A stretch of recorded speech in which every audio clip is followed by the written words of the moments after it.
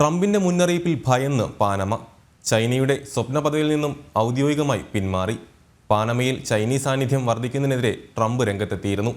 ഇതിന് പിന്നാലെയാണ് BRIയുമായി ബന്ധപ്പെട്ട കരാർ പുതുക്കാൻ താൽപ്പര്യമില്ലെന്ന് നോട്ടീസിലൂടെ പാനമ ചൈനയെ അറിയിച്ചത്.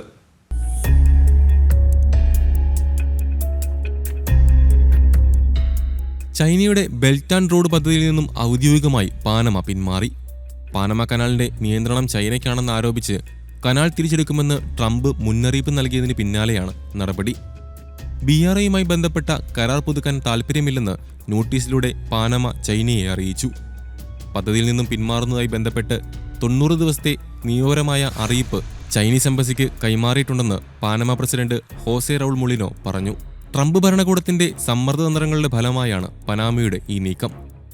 പാനമ കനാൽ തിരിച്ചെടുക്കാനുള്ള US ആലോചനകൾക്കിടെ സ്റ്റേറ്റ് സെക്രട്ടറി മാർക്കോ റൂബിയോ പാനമയിലെത്തിയിരുന്നു. പ്രസിഡന്റ് ഹോസെ റൗൾ മൂളിനോയുമായുള്ള കൂടിക്കാഴ്ചയ്ക്ക് ശേഷം കനാൽ സന്ദർശിക്കുകയും ചെയ്തു. കനാലിന് മുകളിലുള്ള ചൈനീസ് സ്വാധീനം ഉടനടി കുറയ്ക്കണമെന്നും അല്ലാത്തപക്ഷം പ്രത്യാഘാതങ്ങൾ നേരിടേണ്ടി വരുമെന്നും റൂബിയോ പാനമയെ അറിയിച്ചിരുന്നു. സന്ദർശനവേളയിൽ കനാൽ തിരിച്ചുപിടിക്കുമെന്നോ ബലപ്രയോഗം നടത്തുമെന്നോ റൂബിയോ ഭീഷണിപ്പെടുത്തിയിട്ടില്ലെന്ന് മുളിനോ അവകാശപ്പെട്ടു. പുതിയ ബന്ധങ്ങൾ കെട്ടിപ്പടുക്കുന്നതിനും പാനമയിൽ US നിക്ഷേപം വർദ്ധിപ്പിക്കുന്നതിനുള്ള അവസരമാണ് റൂബിയോയുടെ സന്ദർശനമെന്നും അദ്ദേഹം കൂട്ടിച്ചേർത്തു. പാനമ കനാൽ ചൈനയുടെ നിയന്ത്രണത്തിലാണെന്നും കരാർ ലംഘിച്ചുവെന്നും ആരോപിച്ച് ട്രംപ് രംഗത്തെത്തിയിരുന്നു. I can say this, we need them for economic security.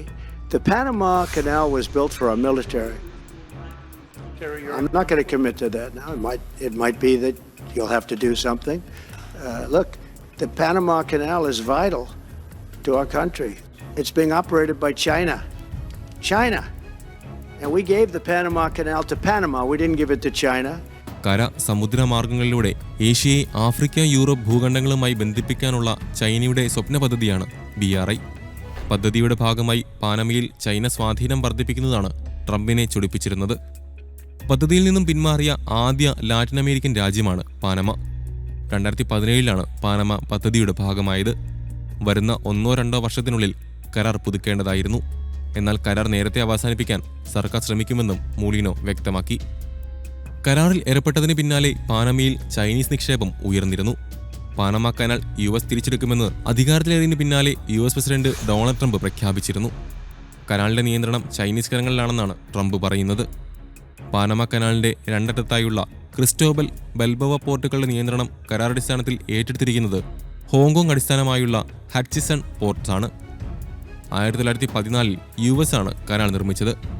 99 കനാലിന്റെ നിയന്ത്രണം US പൂർണ്ണമായും പാനമ സർക്കാരിന് വിട്ടു നൽകി. ആഭ്യന്തര സംഘർഷമോ വിദേശ ശക്തിയോ കനാലിന്റെ നിഷ്പക്ഷതയ്ക്ക് ഭീഷണി സൃഷ്ടിച്ചാൽ ഇടപെടാനുള്ള അവകാശം USനുണ്ടെന്ന് ഇരു രാജ്യങ്ങളും തമ്മിലുള്ള ഉടമ്പടിയിൽ പറയുന്നുണ്ട്. പറയുന്നത് എന്തും നടപ്പാക്കുന്ന ട്രംപ് ശൈലിയിൽ ഭയന്നാണ് പാനമയുടെ നീക്കമെന്ന് വ്യക്തം. അധികാരത്തിലേറിയ മുതൽ ട്രംപ് ശക്തമായ തീരുമാനങ്ങളാണ് സ്വീകരിക്കുന്നത്. രാജ്യാന്തര ക്രിമിനൽ കോടതിക്ക് ഉപരോധം ഏർപ്പെടുത്തിക്കൊണ്ടുള്ള ഉത്തരവിലും US പ്രസിഡന്റ് ഒപ്പിട്ടു. രാജ്യാന്തര കോടതിക്കുള്ള സാമ്പത്തിക സഹായം അമേരിക്ക അവസാനിപ്പിക്കും. രാജ്യാന്തര കോടതിയിലെ ഉദ്യോഗസ്ഥർക്ക് USലും സഖ്യകക്ഷി രാജ്യങ്ങളിലും വിസ നിയന്ത്രണവും ഏർപ്പെടുത്തും. അമേരിക്കയെയും അടുത്ത സഖ്യകക്ഷിയായ ഇസ്രയേലിനെയും ലക്ഷ്യമിട്ടുള്ള അന്വേഷണങ്ങൾക്ക് പിന്നാലെയാണ് ട്രംപിന്റെ ഉപരോധ ഉത്തരവ്. ഇസ്രയേൽ പ്രധാനമന്ത്രി നെതന്യാഹുവിനെതിരെ അറസ്റ്റ് വാറണ്ട് പുറപ്പെടുവിച്ചതിലൂടെ കോടതി അധികാര ദുർവിനിയോഗം നടത്തിയെന്നാണ് ട്രംപിന്റെ ഉത്തരവിൽ പറയുന്നത്. ചൊവ്വാഴ്ച ട്രംപുമായി നെതന്യാഹു കൂടിക്കാഴ്ച നടത്തിയിരുന്നു. അമേരിക്കയെയും അടുത്ത സഖ്യകക്ഷിയായ ഇസ്രയേലിനെയും ലക്ഷ്യം വെച്ചുള്ള നിയമവിരുദ്ധവും അടിസ്ഥാനരഹിതവുമായ നടപടികളിൽ കോടതി ഏർപ്പെട്ടിട്ടുണ്ടെന്നും ഉത്തരവിൽ പറയുന്നു. മതസ്വാതന്ത്ര്യം ഉൾപ്പെടെ വിശ്വാസ സംബന്ധമായ കാര്യങ്ങൾക്കായി വൈറ്റ് ഹൗസിൽ ഫെയ്ത്ത് ഓഫീസ് രൂപീകരിക്കുമെന്നും പ്രസിഡന്റ് പ്രഖ്യാപിച്ചു.